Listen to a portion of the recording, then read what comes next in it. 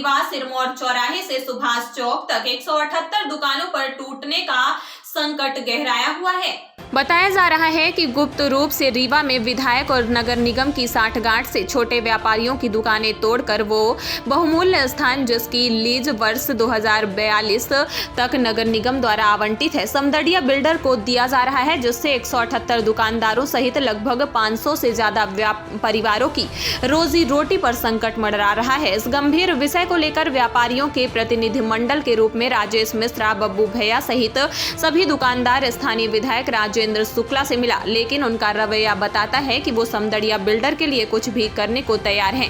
विधानसभा अध्यक्ष ने विधानसभा में सवाल उठाया तो सरकार ने समदड़िया बिल्डर को फायदा पहुंचाने के पक्ष में दिखी, जिसके बाद व्यापारी मंडल 18 दिसंबर से लगातार धरने पर बैठा है। इस संबंध में आम आदमी पार्टी जिलाध्यक्ष श्री राजीव सिंह परिहार, शेरा भैया एवं यूथ विंग प्रदेश कार्यकारिणी सदस्य शुभम सिंह बघेल सक्रियता से मुद्दा उठाते हुए दुकानदारों की बातें सुनी और भाजपा की दोस्तवाद की गुलामी की निंदा करते हुए व्यापारी संघ के कंधे से कंधा मिलाकर चलने का भरोसा दिया कि यदि ये लड़ाई लंबी चली तो मध्य प्रदेश शासन के खिलाफ कोर्ट भी जाने के लिए तैयार हैं और लड़ाई अंतिम सांस तक लड़ेंगे और इंसाफ दिलाकर रहेंगे। शुभम सिंह बघेल के नेतृत्व में अनंत मिश्र जी, वार्ड 14 प्रत्याशी दीपक पटेल जी, पूर्व महापौर प्रत्याशी शुभम द्विवेदी, आशा त्रिपाठी जी, पूर्व पार्षद प्रत्याशी रितेश नामदेव, गुरुदत्त पांडे जी, बीके त्रिपाठी जी, ब्रज गोपाल मिश्र सहित कई कार्यकर्ता शामिल रहे।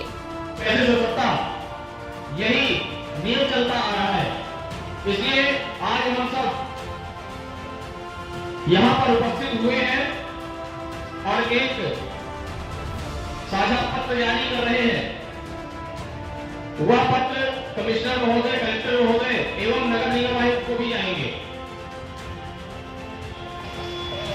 जब तक यहाँ पर 2042 तक दुकानों की लीज है, दुकानें हटाई जानी नहीं चाहिए।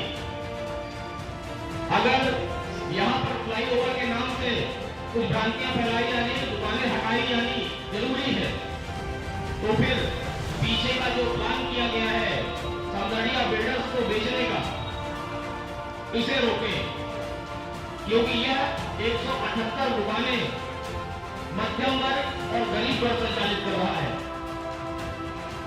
पूर्ण रूप से मध्य प्रदेश शासन एवं भारत सरकार के जो नियम चल रहे हैं, सारी संपत्ति 1% लोगों के पास सीमित करने का जो प्लान है, उसका विरोध लगातार देखने को मिला है। ये शासन व्यवस्था कुछ ऐसी है कि मित्रवाद तक सीमित रह गई है। मित्रों के लिए कुछ भी करेंगे, जनता के लिए कुछ भी नहीं करेंगे। वोट के पहले नोट बांटेंगे और वोट इकट्ठा कर लेंगे। उसी का परिणाम ये है कि देश बेच रहे हैं। लगातार शासन द्वारा विधानसभा में प्रस्ताव लाकर बकायदे सरकारी जमीन बेचने का प्लान किया गया। ये कितना दुर्भाग्यपूर्ण है। इससे तो सरकार ही सरकारी रहेगी, बाकी सब प्राइवेट हो जाएगा। ना रोजगार दे सके, ना व्यापार दे सके, ना ही अच्छी शासन व्यवस्था दे सके, तो फिर ये सरकार निकम्मी क्यों न कही जाए? आखिर क्यों अपनी मांगों को लेकर लगातार धरने पर बैठने की आवश्यकता पड़ती है? क्या ये सरकार इतनी मदमस्त है अपने कुकर्मों में कि जनता के लिए क्या हितकर है, क्या हितकर नहीं है, ये सोच में फर्क नहीं है। इन्हें सिर्फ अपनी दाल रोटी और अपनी मौज मस्ती की फिक्र रहती है।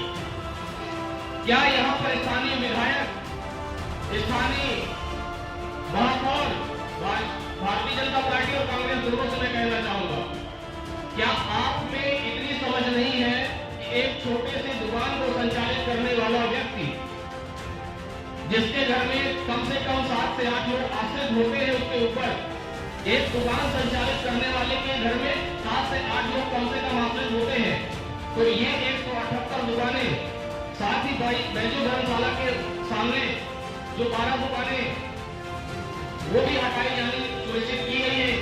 इन बिल्डर्स के दलालों के द्वारा। तो आखिर गरीब का गलत वोट कर अमीर को कितना अमीर बनाओगे? सत्ता की लालच में तुम कितने गिरते जाओगे? क्या नहीं दिखती तुम्हें गरीबों की आंखों के आंसू? क्या 2 वक्त की रोटी छीनकर कितने बड़े बनते जाओगे?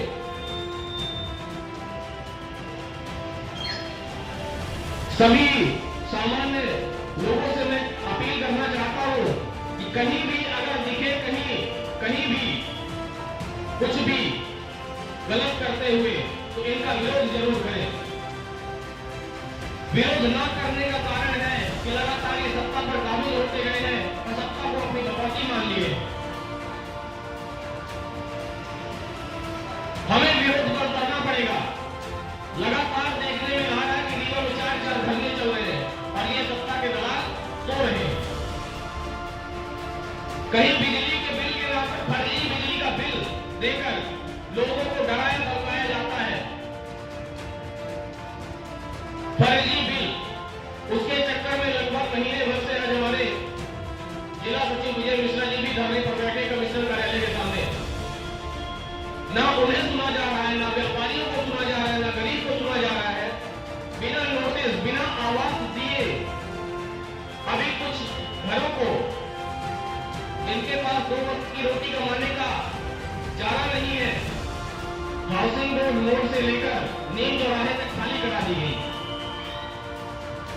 पिछले विधानसभा चुनावों में यह बोला गया था कि इनको तभी खाली कराएंगे जब हम दूसरा आवास इन्हें दे देंगे। ना तो आवास मिला और दूसरी बात जो उन्होंने अपने 3 कपड़े बना रखे थे रहने के लिए, उसे भी उजाड़ दिया।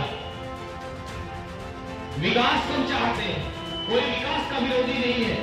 अभी प्रतिनिधिमंडल से बात चल रही थी, विकास का विरोधी कोई भी नहीं है, लेकिन ऐसा विकास किस काम का जो गलत वोट करो, ये विनाश है। ऐसा विकास किस काम का जिसमें 2 वक्त की रोजी रोटी कमाने वाला व्यक्ति रोने को मजबूर हो जाए, आत्महत्या को मजबूर हो जाएंगे।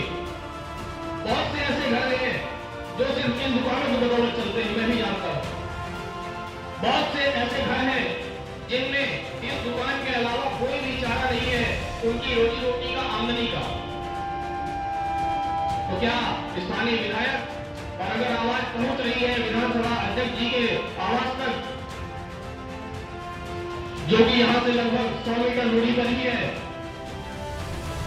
तो क्या ये दिन देखने के लिए एक ऐसी सरकार को चुना गया था जो सबका साथ सबका विकास तो कहती है, लेकिन सबका साथ लेकर वोट डलवाती है, अपने लोगों का विकास करती है।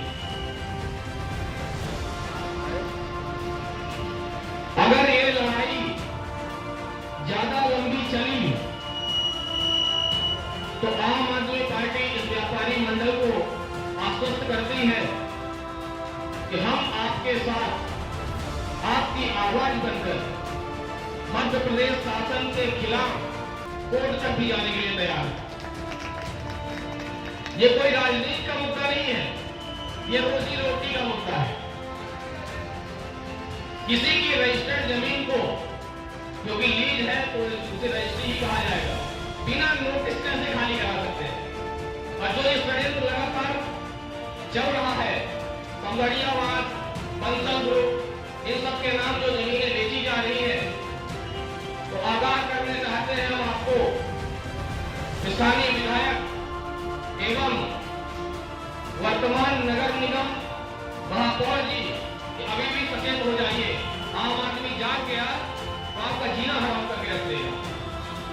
धरना, प्रदर्शन, अनशन सब कुछ करेंगे जनता के लिए, क्योंकि अब पानी सबसे ऊपर जा रहा है। सबसे पहले मां भारती का जयकारा लगाएंगे। भारत माता की जय, भारत माता की जय, इंकलाब जिंदाबाद, इंकलाब जिंदाबाद। धन्यवाद। लगातार 18 दिसंबर से यहां पर क्रमिक अनशन पर बैठे हुए सभी क्रांतिकारी हमारे बड़े भाई एवं बहनें लगातार देखने को मिला है। जो मध्य प्रदेश की शासन व्यवस्था है,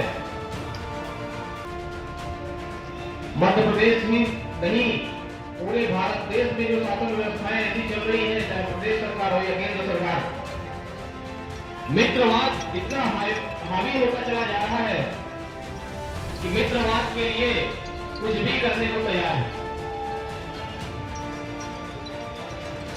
आज सुभाष चौक से लेकर सिरमौर चौराहे तक सड़क के दोनों पार स्थित